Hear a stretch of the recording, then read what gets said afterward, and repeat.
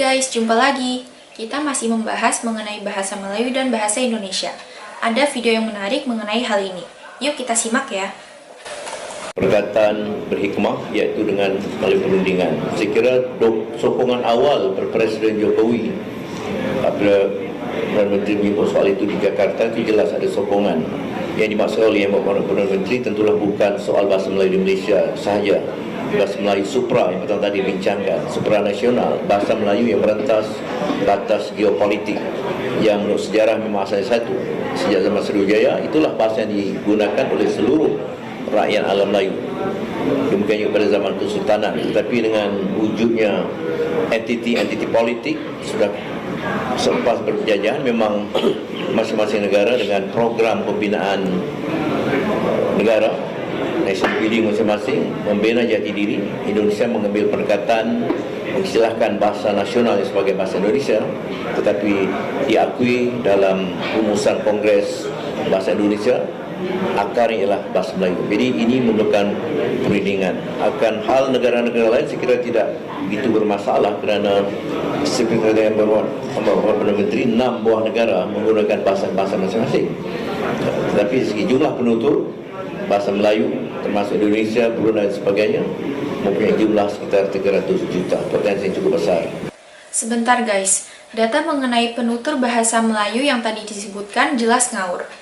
Orang Malaysia itu memasukkan penutur bahasa Indonesia ke dalam bahasa Melayu. Hal itu jelas menyesatkan, karena bahasa Melayu berbeda sekali dengan bahasa Indonesia. Bahasa Melayu hanyalah bahasa lokal atau bahasa daerah. Di negara-negara seperti Singapura dan Thailand, bahasa Melayu malah hampir punah. Di Malaysia pun bahasa Inggris jauh lebih populer ketimbang bahasa Melayu. Yuk kita lanjut lagi ya. Yang saya katakan tadi, satu dari solusi utama simposium ini ialah untuk mengadakan rentetan satu siri wacana yang lebih khusus, spesifik menurut bidang dan menurut agensi. Dengan luar, kita nak merincikan apa yang dimaksudkan dan apa pengisian diplomasi kebudayaan. Mesti dirincikan, tidak cukup dengan satu gagasan umum. Demikian juga dari segi Kementerian Pelancongan dan Kesihatan Negara, MOTEK, apa perancangan yang patut kita lakukan bagi mengisi program antarbangsaan. MITI, perdagangan antarabangsa juga perlu terlibat. Kementerian Komunikasi dan Media pasti sekali, kerana media sangat berperanan besar dalam soal menghidupkan bahasa Melayu sebagai bahasa serantau ASEAN dan bahkan di peringkat negara.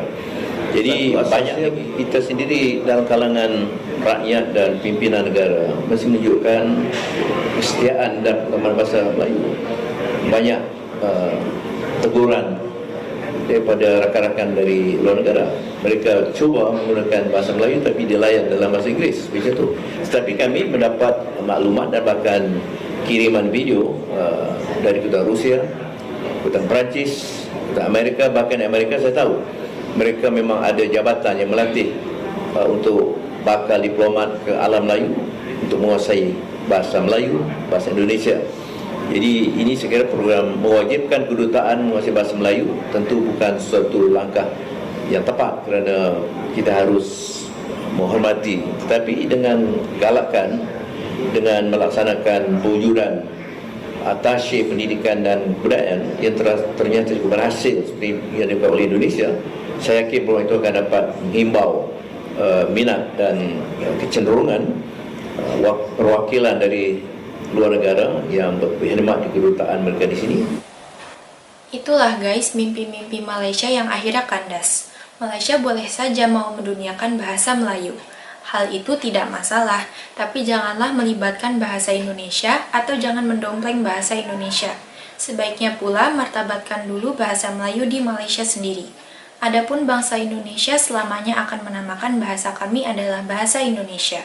Walaupun berakar dari bahasa Melayu, bahasa Indonesia tidak sama lagi dengan bahasa Melayu. Terima kasih sudah menonton, sampai jumpa lagi.